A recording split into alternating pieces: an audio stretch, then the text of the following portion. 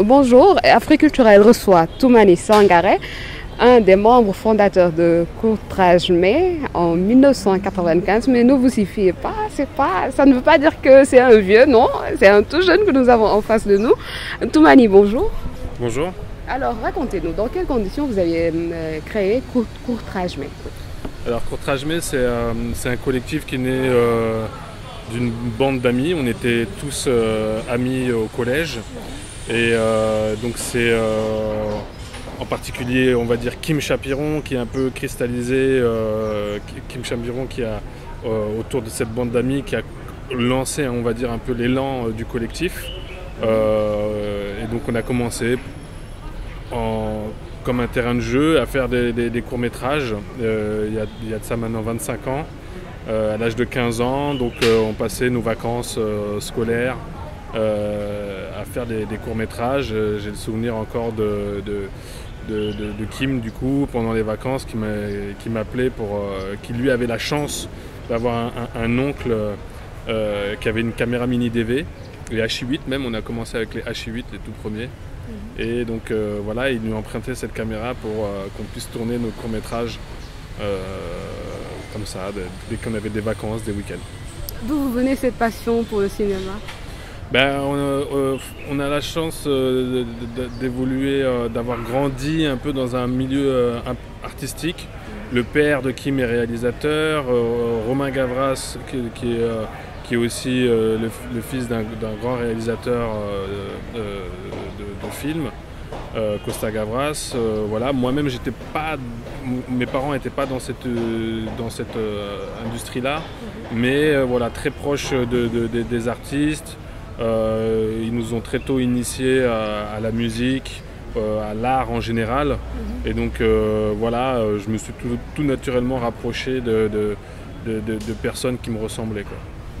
Et qu'est-ce qui vous a poussé à vous installer en Afrique? Alors, en Mali particulièrement. Donc m'installer en Afrique, c'est venu, enfin au Mali, c'est venu petit à petit. Le déclic est venu, on va dire, au début je voulais faire juste un voyage de plusieurs mois. J'avais terminé mon lycée et je voulais passer du temps dans le pays, dans la famille de mon père, voilà, au Mali. Et j'avais mon grand frère qui vivait déjà là-bas, donc du coup j'avais entrepris un voyage de plusieurs mois. Et finalement, de fil en aiguille, à peine arrivé, j'ai commencé à travailler, à faire des clips. J'ai été sollicité par des grands groupes de rap de l'époque, artistes rap. Et du coup, voilà, et de fil en aiguille, sans cesse, j'avais de nouveaux projets, de nouveaux clips. Et puis, un voyage qui devait durer 6 mois, je suis resté 4 ans, voilà, au Mali. Ça a été la première fois où je me suis installé au Mali, c'était dans les années 2000. Et après, je suis rentré en France pour un projet qui ne s'est pas fait. Et donc du coup, j'avais un sentiment d'inachevé en quittant le Mali. J'ai quitté le Mali parce qu'on m'a appelé pour venir faire un projet en France. Et donc j'avais toujours eu, quand j'ai quitté, je faisais énormément de choses au Mali, donc voilà, j'avais un peu ce sentiment d'inachevé. Et il y a 6 ans, du coup, j'ai entrepris encore de revenir m'installer avec ma femme et mes enfants au Mali et de créer ma boîte de production là-bas. Voilà. D'accord. Mais en ce moment, vous êtes au Mali ou vous êtes au Sénégal? Alors, depuis peu, donc depuis 2 ans avec Lajli, on a cette ambition de créer l'école Courtrajmé au Mali déjà depuis quelques temps, mais on va dire que les conditions au Mali n'étaient pas très propices. Donc voilà, on voulait faire ce projet au Mali, mais ça ne s'est pas fait. Et on s'est rabattu tout naturellement sur le Sénégal parce que le Sénégal est devenu une destination incontournable de la fiction sur le continent. Donc voilà, c'est d'où, voilà, depuis 1 an, je suis installé au Mali pour lancer l'école Courtrajmé à Dakar. D'accord. Et là, je lis 2 projets documentaires que vous avez eu à faire avec l'Algérie, c'est 365 jours acquis chez Montfermeil. Tout à fait. Et 365 jours au Mali. des films qui avaient pour vocation de présenter sous un autre angle les problèmes mondiaux des banlieues parisiennes au Nord Mali. Pouvez nous en parler plus en détail de ce projet? Tout à fait. L'Adj, donc quand il y a eu les émeutes en 2005 en France, a tout naturellement commencé à filmer ces émeutes, le point de départ des émeutes qui étaient dans son quartier, à Montfermeil, après la mort de Zied Bouna. Et donc du coup, on a entrepris après avec l'Adj de produire un documentaire pour témoigner avec notre point de vue, et en particulier celui de l'Adj, qui vivait là-bas, qui filmait le quotidien de son quartier. Et puis après, ça s'est fait aussi tout naturellement sur le Mali, et l'Adj et moi étant franco-malien, voilà, on a d'instinct aussi voulu donner un autre point de vue, un autre angle de perspective que celui que peut avoir la presse, on va dire, internationale, qui vient furtivement dans notre pays, comme pour les journalistes français qui viennent furtivement dans les quartiers, dans ces quartiers-là, Clichy-Montfermeil. Ils viennent, ils repartent, ils y vivent pas, et finalement ils taillent on va dire des portraits, des choses très exhaustives, quoi, de la réalité de notre pays, de nos quartiers. Et comment ce projet a été accueilli? Et quel est l'impact qu'il a eu sur vous qui avez eu à réaliser ce projet? Donc c'est un projet qui a été reçu, on va dire, timidement par les boîtes de production ou les chaînes de télévision, parce qu'il avait un axe et une narration très atypique, et qui sortait un petit peu des codes mainstream, des codes de télévision, où en général on prend qu'un axe. Quand on traite un sujet, là la guerre Mali, les journalistes prenaient l'axe du djihadiste, l'axe de l'État malien, l'axe de l'opposition, etc. Et nous, par contre, on pensait que c'était la complexité de la problématique du Mali est tellement complexe et vaste, il y a tellement d'intervenants, et que pour se faire une vraie idée de ce que pouvait être notre problématique aujourd'hui au Mali, il fallait qu'on englobe tous ces axes-là. Donc nous, on a eu ce parti pris de faire un état des lieux général sur une année d'actualité qui s'est passée, actualité majeure au Mali. Donc voilà, c'est des choses qui, en termes de narration, sortent complètement des habitudes. Et voilà, après là, par contre, les retours du public sont extrêmement bons, sans promotion, sans rien. Ce documentaire, la dernière fois que j'ai dû regarder sur la page YouTube, il était à plus de 500 ou 600 000 vues. Sans pub, sans rien. Enfin voilà, c'est un documentaire qui a extrêmement circulé. C'est un 52 minutes. Donc regarder 52 minutes de documentaire sur YouTube, c'est rare. Voilà, donc ça montre que vraiment le public a répondu présent au rendez-vous, quoi. Voilà. L'impact qu'il a eu sur vous, qui avez eu à réaliser ce projet, est-ce que ça vous a permis de mieux connaître les réalités de... Bien sûr, bien sûr. Bien sûr, quand on fait un documentaire, on cherche toujours à essayer de découvrir des choses, des informations qu'on n'a pas l'habitude d'entendre, de voir. Donc effectivement, ça m'a énormément appris sur la réalité, déjà sur 365 jours à Clichy-Montfermeil, la réalité de ce quartier-là. Et donc, et je disais, oui, sur 365 jours au Mali, ça m'a permis vraiment de découvrir des réalités de mon pays,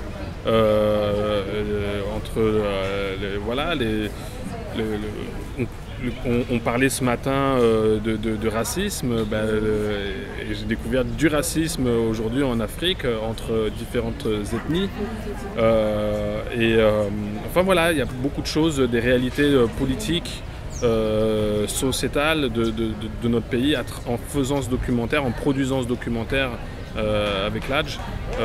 Voilà. Et puis pour nous c'était important de parler de notre pays, de parler du Mali. On est très ancré, on a des parents qui, pour l'âge et moi, même si on est né et grandi en France, qui nous ont vraiment énormément ancrés dans nos origines. Okay. Et ça, par contre, bon, souvent on a tendance à entendre pour ceux qui sont multiculturels, que ce soit les métis ou pas, mais ceux qui sont nés en France, qui ont des parents qui ont cet ancrage très de leur pays d'origine et qui quand même est forcé d'éduquer à la française d'une certaine manière parce que les enfants vont fréquenter les écoles françaises et tout ça. Il y a ce problème de représentation qui est souvent évoqué. Est-ce que genre, Toumani a été confronté à cela et comment il est arrivé à régler ça et à être en accord avec son identité? Moi, comme j'aime souvent le dire, c'est quelque chose que j'ai parfaitement assimilé. Et j'aime dire souvent que je suis 100% malien et 100% français. Je ne suis pas une moitié de quelque chose.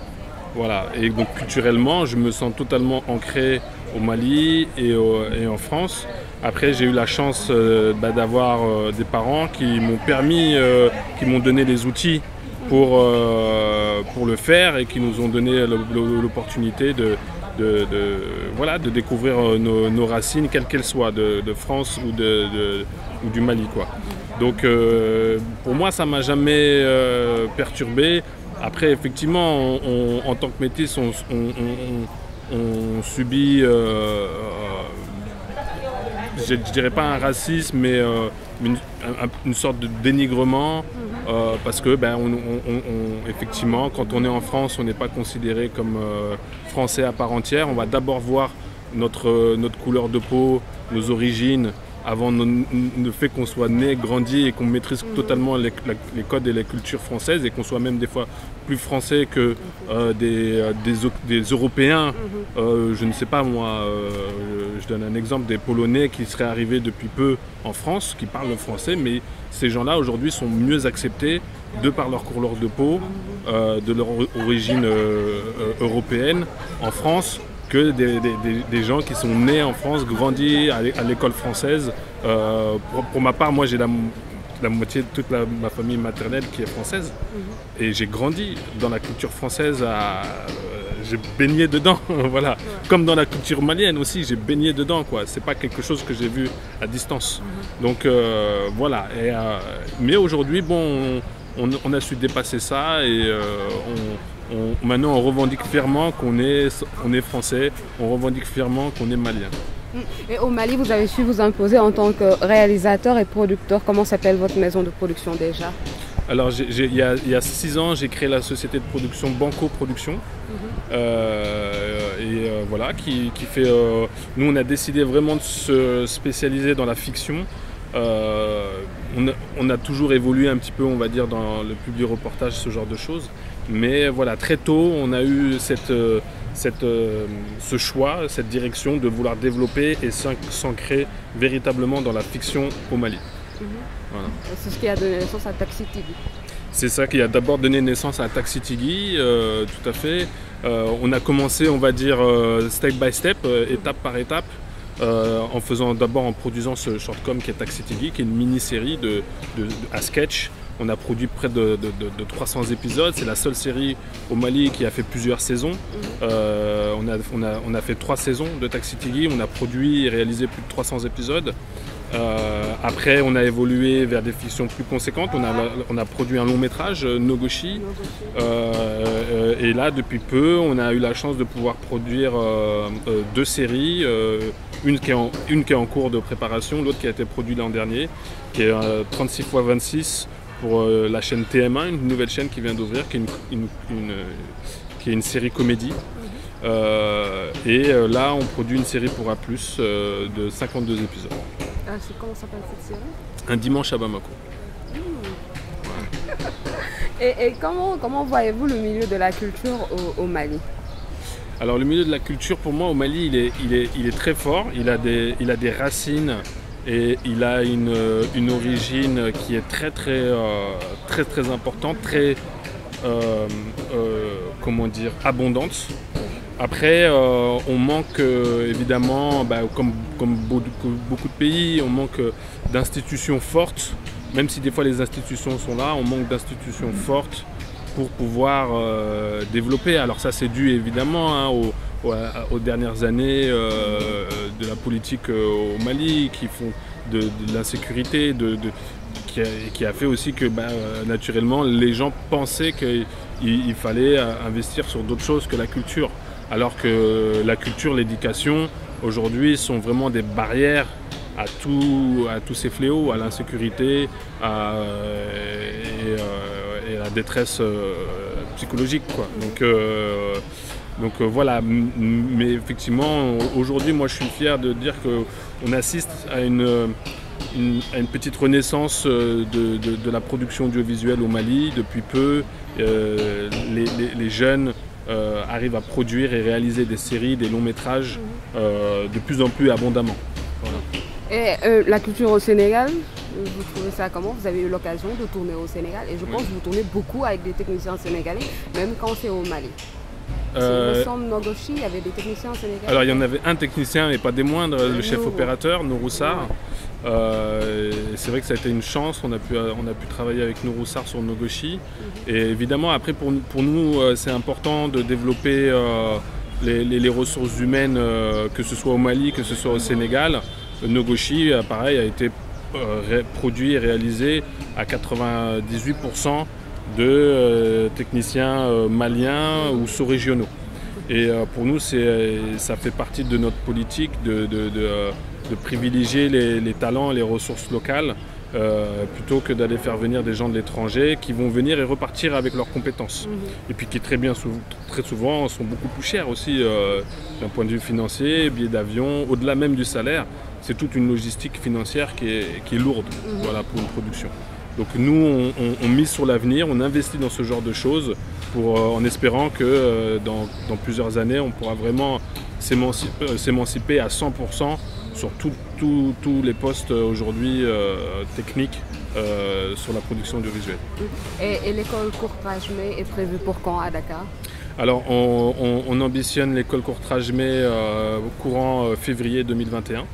Voilà, donc là, dans peu de temps, on aura l'appel à candidature. Je ne peux pas vous donner de date exacte, mais ça risque. Tenez-vous au courant, ça va arriver dans peu de temps. On va lancer l'appel à candidature. Et donc voilà, parce que comme il y a eu plusieurs décalages, je ne peux pas vous donner de date, de peur que si on communique sur une date et que ça se revoit décalé encore. Voilà, il y a plein d'impondérants, le Covid, voilà, plein de choses qui font que aujourd'hui c'est difficile pour moi de valider une date, mais ça se fera courant le mois de décembre, ça c'est sûr. Tenez-vous au courant, connectez-vous sur la page Instagram de l'école Courtrajmé et Facebook via les réseaux sociaux, Cinécours, Cinémarec, Ciné-Banlieue. Les groupes WhatsApp, on va communiquer là-dessus énormément pour que les aspirants puissent avoir l'information en heure et en temps. D'accord. Et juste une petite parenthèse sur Wara, en fait, je peux dire c'est un film de commande, c'est pas une série de commandes. C'est une série de commandes avec un côté très engagé et tout. En tant que réalisateur, est-ce que vous avez pu avoir cette liberté de création que vous avez quand il s'agit de fiction comme vous le faites ou comment ça s'est passé? Alors sur Wara, l'écriture, j'ai pas intervenu sur l'écriture. L'écriture, il y a eu un pôle d'auteurs panafricains qui ont écrit Wara. Et puis c'était tellement bien écrit que j'ai pas eu le sentiment d'avoir à dire quelque chose. Il y avait vraiment une ligne qui était tracée et je pouvais que être heureux qu'on me propose un projet aussi cool quoi. Et après par contre sur la production, la direction artistique, la réalisation, j'ai vraiment eu la liberté de pouvoir faire ce que je voulais. Et on a eu la liberté, parce que c'est pas que moi, j'ai un co-réalisateur, donc on a eu la liberté de pouvoir faire ce qu'on voulait, de faire les propositions qu'on voulait. et d'établir comme tout était cross-bordé, on était 2 réalisateurs, donc tous les épisodes ont été co-réalisés en fait. Avec Oumar, il tournait certaines séquences de l'épisode 1 et moi aussi, et ça sur tous les épisodes. Donc du coup, il fallait vraiment une harmonie pour éviter que on ne voit des différences de réalisation d'une séquence à une autre. Et on a énormément travaillé en amont, pendant la prépa, pour définir des codes de réalisation qui nous plaisaient et qui nous correspondaient à tous les deux, en accord aussi avec comment dire, comment je peux expliquer ça, sous le parrainage de Charlie, qui est le showrunner, qui nous a accompagnés aussi dans cette démarche-là. Et donc voilà, ça a été très très bien travaillé. Et là, on s'est senti vraiment libre sur la réalisation, sur le plateau. Les producteurs étaient très très peu intervenaient très très peu. Donc c'est une fierté, oui, pour moi. J'ai pas du tout, malgré que ce soit une commande, comme vous dites, j'ai pas eu du tout le sentiment de faire quelque chose de contraignant. Voilà. Et comment vous avez vu les messages qui ont été véhiculés dans cette série? Comment j'ai vu les messages? Ouais, comment je les ai perçus? Voilà. Ah, moi, les messages qui ont été transmis, c'est quelque chose dans cette série, c'est quelque chose dans lequel moi je me reconnais parfaitement. J'ai un père qui était dissident politique sous la dictature de Moussa Traoré, donc tout ce qui a trait à la politique, j'ai grandi avec les réunions politiques, voilà, la naissance d'un parti, etc. Donc j'étais plus ou moins sensible déjà à cette cause-là. Et puis pour moi c'est une chance de participer à ça, à insuffler à travers une fiction des idées qui, je l'espère, déclencheront des vocations. Voilà. Merci. Le mot de la fin? Le mot de la fin, regardez des films, faites des films. Voilà, donnez-vous les moyens de regarder le maximum de films. C'est ça qui est important pour, ne serait-ce qu'en tant que cinéphile, pour voyager, pour découvrir des choses du monde entier. Et puis en tant qu'artiste aussi, c'est se nourrir de l'art des autres. Voilà, c'est quelque chose qui n'a pas de valeur, qui est inestimable. Merci beaucoup, Toumani Sangaré. Je vous en prie.